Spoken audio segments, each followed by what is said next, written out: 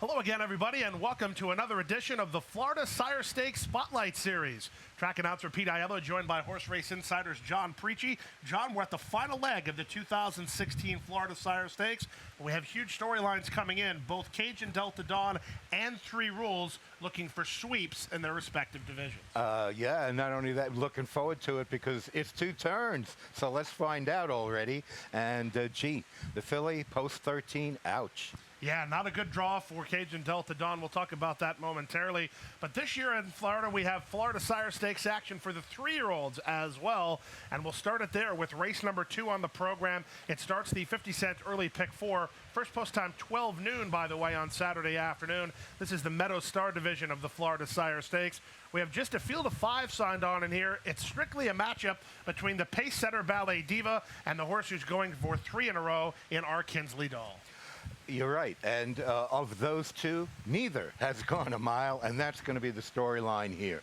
Who can go a mile, who can't go a mile? The two that have tried it have yet to hit the board in 5 starts. But Ballet Diva, I think she's got enough bottom side going for her in terms of her pedigree, and with that, now that we know that she had a procedure to relieve the entrapped epiglottis, that's why she ran much better last time out. I mean, I think she's got enough of class to carry that all the way because she's going to be pressed by our Kinsley Doll. It's going to be a little tough for her to stay up with that momentum because Ballet Diva's got to break first, got to break inside of her, otherwise she's in trouble. And if they get too busy with each other, might set it up for a closer. Well, I don't think in a short field Gaffaleon's going to have any interest in going with Zayas per se, especially with the stamina factor. I just think it'll be a matter of can our Kinsley Doll get the mile better than Ballet Diva. Class-wise, they're the only 2 horses even to talk about. We both used different horses third. She's incredible for you. I use Silent Prayer. They'll be doing some work from the back if the sprinters can't carry their speed. That's the way to go. Exactly, and you know, the one I used, she's incredible. She came out of the first 2 legs of this series, and she was going in the right direction last time. So I figure the distance going to help her maybe a little bit more.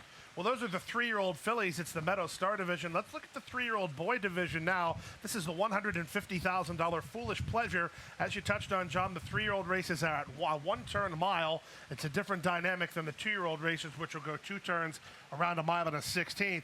This race is interesting because Awesome Banner, strictly the horse to beat in this race, but can he get a mile? Does he want to go a mile? And will he be able to do either of those things? That's the question, and he's got enough bottom side pedigree, but then again, you know, you've got to run the race. Aside from that, last time out was very game, and they learned something. They learned that he was rateable, and he came off the pace. Well, coming off the pace 7/8, it's a little subtle. I know it's a 1-turn race, but going a mile, it's a little bit different if you have question marks relative to your stamina when you try to stalk and then, you know, make a late run. So I think he's going to be up against it, but there's a lot of pace in here. So he's got a good draw. He's outside. I think it's post 7. And from there, the rider will be able to see exactly what he wants to do. Yeah, it seems like, unlike Cage and Delta Dawn, who gets brutalized at the draw, a horse like Awesome Banner has always helped at the draw. I think post 7 is perfect. Call to honor on his outside. That's not any problem tactically. So Gaffaleon will have options out wide on number 7, Awesome Banner, who's looking to avenge a loss 2 starts ago as a 5-cent on a $1 favorite. He got the victory last time out of 3-5. You're looking at an odds-on favorite in Awesome Banner. They're asking him to do something that he has not done with any amount of success. He's actually never won going a 1-turn mile or a race beyond 7 furlongs. That's why we're looking for a little bit of an upset here in Mr. Kisses. Now, Mr. Kisses was only a neck off him last time out when he was defeated. The difference between the two was the trip, however. Mr. Kisses was pressed all the way and hung on really determinedly, whereas Awesome Banner, yeah, you got to give him marks for going and getting the job done. However, if you reverse those trips, it may be a different story. So I'm thinking if you go back on Mr. Kisses a little bit, he's capable of sitting the pocket. And if all that pace develops, as we thought, and he'll be saving the ground vis-a-vis the favorite, maybe it's worth trying to beat Awesome Banner tomorrow. We'll see. I think it is definitely worth trying to beat Awesome Banner. The question is, as you just touched on, how can you do it because you don't really know what the tactics are. I can tell you that Mr. Kisses was sent on purpose last time out, even though he does his best work from off the pace. They've tried to hook Awesome Banner the last couple times, put him in some uncomfortable situations. The same story can be said for my top play in this race, number 4, Dream of Me, under jockey Juan Leyva. He took it to Awesome Banner 2 starts ago when Awesome Banner was a 1-20 favorite, and he did it with a good amount of success. Last time out, he tried to defer to Mr. Kisses. He ended up running in place while one paced in third. But this is a horse who himself has a pretty good resume. He's made over $290,000, and he won the Dr. Fager here last year. He won the Unbridled this year, and Avarsi and Juan Leyva. That's my upsetter to beat the heavy favorite. Well, there you go. And I'm glad you told me what you did with Mr. Kisses, because you might have given me a little bit more encouragement, knowing that, yes, you're right. He does do his best work from off the pace, and maybe the pocket trip will be forthcoming. So we'll see what happens. Maybe we'll bet a cup of coffee on the outcome between the two upsetters. That sounds good to me. We'll try to beat the favorite in race number 6 on the program. We'll narrow now to the big race. This is the first of the 2 feature races on the Saturday program from Gulfstream Park. Again, if you're just joining us, Florida Sire Stakes Spotlight Series, a 13-race program, including the finals of the $2.9 million Florida Sire Stakes. We have 2 races for the 3-year-olds. We have 2 big races for the 2-year-olds. $500,000 on the line in each. It's race number 10, the My Dear Girl division. First finish line race. A lot of different things going on here. First finish line means it's a short stretch run. It also means it's around 2 turns. Nobody in this race has gone 2 turns over this main track. Cajun Delta gone parked all the way on the outside.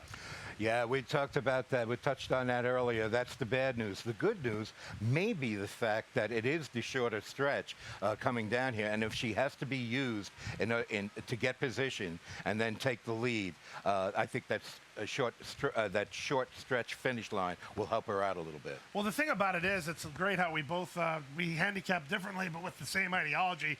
I think Cajun Delta Dawn is tough to get by in this race, although I do have a late pick 4 ticket to show you. And of the 2 favorites, I think 3 Rules is the single. This race is race number 10, so it does start the late pick 4 on the program. I'm going to go 5 deep in this race, John. I'm going to hope that Cajun Delta Dawn cannot sweep the series. I'll start it off inside with number 2, Sweet Tooth Haven. She was a 1-2 favorite against Cajun Delta Dawn last time out. She did too much too soon while having to be asked to do too much. It was her first start against winners. She's better for the experience. I'll use the number 5 horse in here, Katira, who is actually making her try to break her maiden here. She's on the improve. Ronnie Werner, to me, doesn't seem like a guy that's going to mess around too much. Also like Stormy Embrace as well for Kathleen O'Connell and Luca Panici. And then out wide to Cajun Delta Dawn. 5 deep in the 11th race, stakes action for fillies on turf. I think Susie B's the one to beat in that race, but Kiss to Remember and Pink Poppy cannot be overlooked. Then back to 3 Rules. He's a solid single and a free square. And then in the 13th and final race, a good betting race indeed. 2-year-olds around 2 turns on turf. I'm going to try to get number 5 Aquamini home after a troubled run last time out. Also going to use the number 6 horse Debbie's Cute Ghost for trainer Steve Dwoskin. Comes off of a race for the barn, which is much better than it looks. The blinkers go on. It's a $50 play for the 50-cent minimum. 5 by 5, 3 Rules, a free square, and hope I have the right 4 in the last race. You know, that's a great race for the last race. I'm glad to see high-class maidens going 7.5 in the last leg. And there are a couple of horses, and I think you got them all, by the way. But it'll be interesting to see. How do you want to handle this 2-year-old filly race? Well, it's tough. Cajun Delta Dawn has all the way on the outside. I don't think she needs the lead. I don't think she wants the lead. And I don't think with Juan Leyva sitting on her back, she's going to be anywhere near the lead. He'll probably take a big rainfall of this filly as they get into that first turn. The problem is he has 12 horses to move inside and outside of as they go down the backside. A horse that you used to try to beat the number 13 Cajun Delta Dawn is Surprise Wedding. Another David Fox horse debuting against winners after breaking maiden in the claiming ranks. You know, that's the thing. Yes, I understand 5.5 furlongs, and I understand maiden claiming. But she was, I mean, I'd have to think that David Fox took a base on balls in this spot. When she came out of the gate, she was caught in a little close. Eddie Castro was taking no chances, okay? He kind of takes her back a little bit, takes it to the outside to give her a clear run. That filly gave him all the run he wanted, and he wasn't even asking. Yeah, he went to the lead under a little bit of a pull. He rode him out until about mid-stretch, and then I think the race caller said was geared down late. And that's the way she saw it, and she went over the finish line like this with her ears.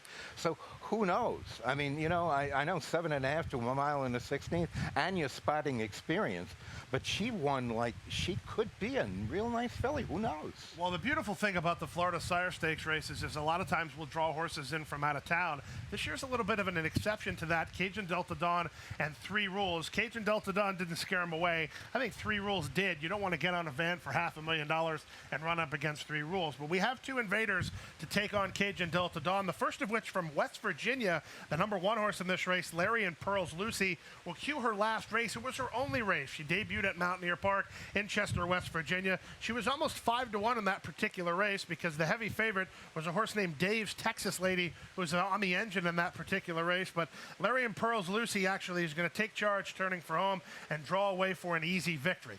The key question is, what was behind her and how did she come out of that race? This was in July. We're in October now. Louis Castillo riding for Alex Rendon. I think she has to improve big time, but it's nice to see that they're even going to take a shot here. Yeah, she does have to improve big time, I agree, but I was impressed with her professionalism in that race. You know, she seemed to have had the even money shot measured all the way, and I like the way she had some energy as she went through the finish line. She's got enough pedigree, and you talk about a guy with confidence. I mean, yeah, it's a long way, 4.5 furlongs from West Virginia to Hallandale Beach, but he sat on her since that August 4th performance, pointing for this race. And he knows he's going to run into tougher competition. He knows he's going to have to go a mile into 60 for the first time and probably spot professionalism and certainly against competition that has had experience over the track. So I like the confidence that this trainer is showing. Having said that, yeah, she'll beat 30-1. Will she win? I don't think so. Could she hit the board? Maybe. You know, she drew the pole, and if she's 30 to 40-1, that's why the Lord made superfectas. Well, I can't argue with you there. Another horse who probably has to factor in your superfectas and factors in yours, the number 11 horse in this race, Fleet Dude.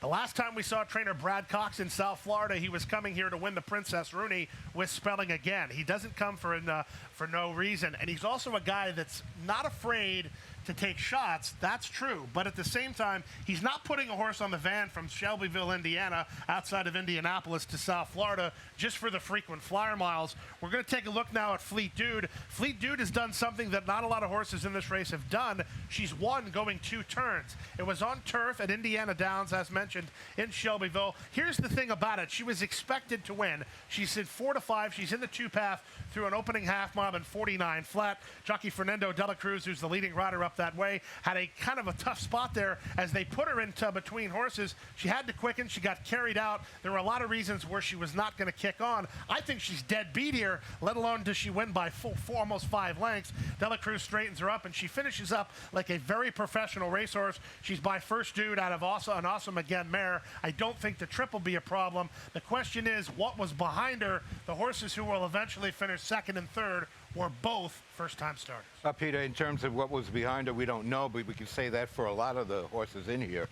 Prior to that point, before she was carried out, she was engineered to have a good trip going down the backside. But then when that filly carried her out, and I totally agree with you, I mean, I thought she was beat, and the fact that she won by 4.5 lengths, winning in full stride. Brad Cox, frequent flyers, you know, he's shipped in here recently with 4 horses. 2 of them won, 1 finished 2nd, and this is Donald Disney, who has another filly in this race. So this is no empty gesture. I think he knows exactly what he was doing. His home base, this filly's home base anyway, is Churchill Downs, and she had been working very well at Churchill Downs. She ran well in her debut, also going long. She's had 2 races, also going long, but they rushed her off her feet from the rail because she had the rail position. They had to ask her. And then the change of pace last time out, I had to like that. This might be a nice filly. Yeah, her figures have to improve, but she's done something that nobody else has done in this race, which has successfully gone 2 turns. One of many in her chance for the final leg of the filly division, the My Dear Girl.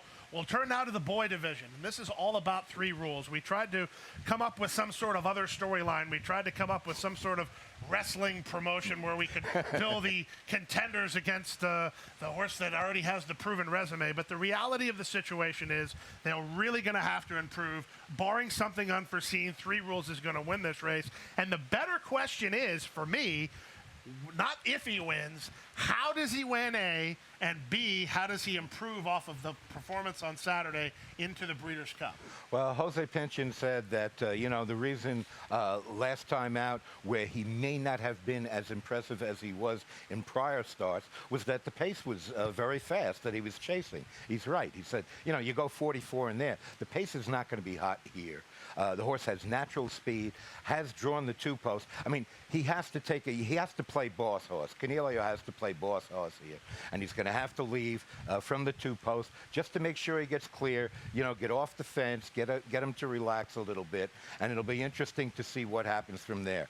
He has the figures, he has the class, he's got everything he needs to win. But, first you want to get to this before you get to the Breeders' Cup. So I'm anxious to see how he acts and how he finishes in this race. And but I agree with you, and maybe we can come up with a few horses to complete some of the gimmicks. Well, let's take a look at his races now. We're not going to just talk about them. We're going to show you them. First of all, the Dr. Fager division. This was the first division of the Florida Sire Stakes.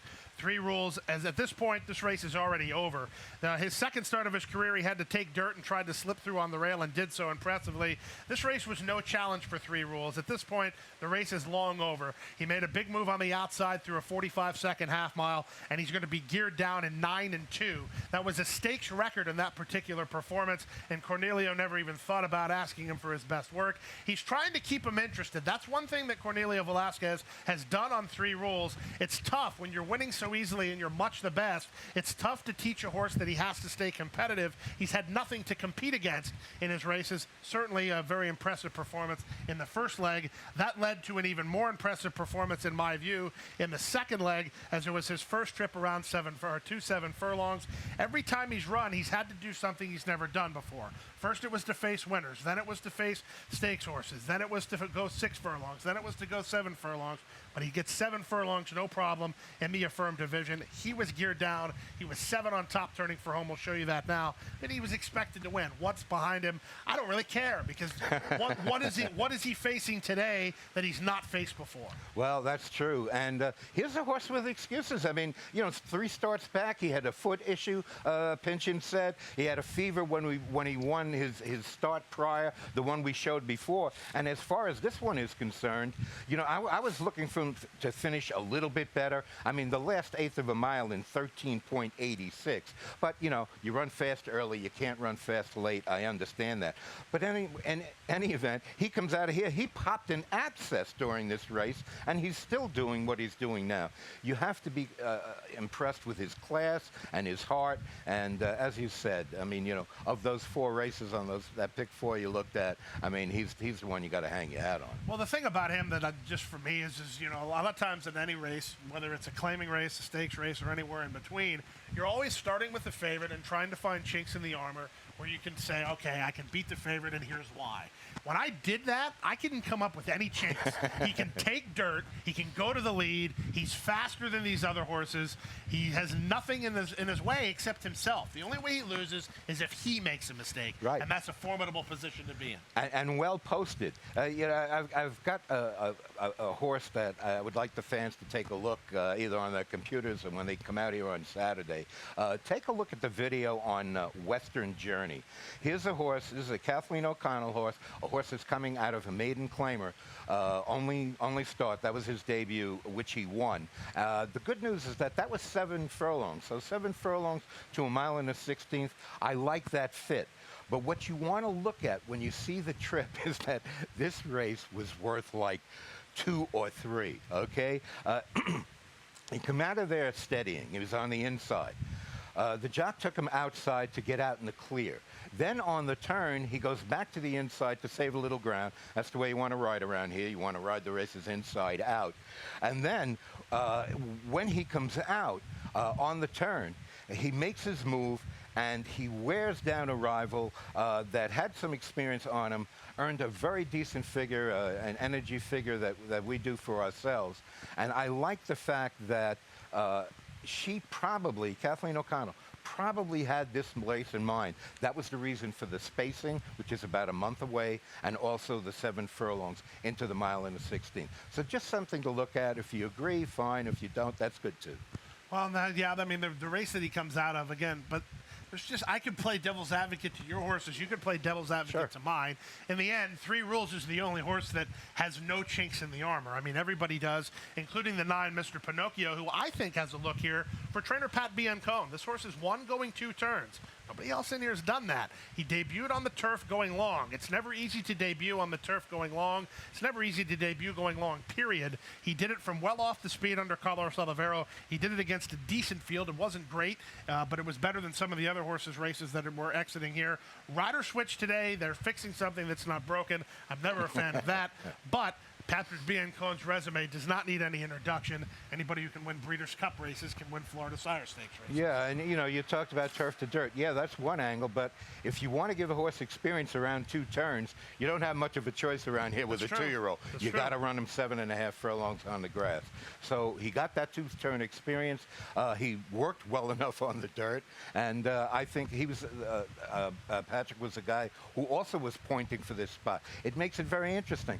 They all know that on paper they're running for second money, but that's why we run the races. Absolutely. And like I said, 3 Rules could make a mistake. Maybe he doesn't get away well. Maybe he has to take too much dirt. Maybe he gets in it's a big bulky field. Maybe he gets in a pocket inside that looks like a good idea at the time, and then when they move to the far turn, the horse is in front of him, back up, and Cornelio has nowhere to go, and the horse circles on his outside. I mean, it is horse racing, but for South Florida racing fans, we've seen horses sweep the Florida Sire Stakes. I took a look over your shoulder. Apparently, according to you, I didn't have a chance to look this statistic up. Only 1 horse has ever swept the Florida Sire Stakes since it's been at Gulfstream. Is that true? Or? Well, no. In the filly division, Awesome Feather was the only one. There have been 3 of the males that have done this before. I think Smile is the one that most people will remember. Yeah, it's definitely a series that's seen some good winners, including the Great Holy Bull, and a horse who I can think of off the top of my head, Kiss a Native. He would win easily in the Florida Sire Stakes and parlay that to a trip to the Breeders' Cup.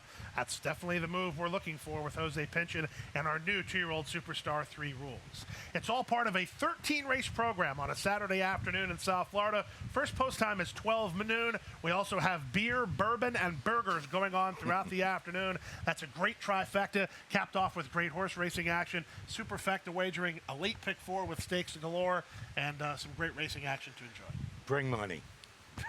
Well, we hope you can bring money, and we hope you make some money. It's all part of a Saturday afternoon. Track announcer Pete Aiello, thanking you for joining us for the Florida Sire Spotlight Series, as well as John Preachy. John, pleasure to have you in. Fun, Pete. Thank you very much. We'll see you Saturday, folks, at 12 noon.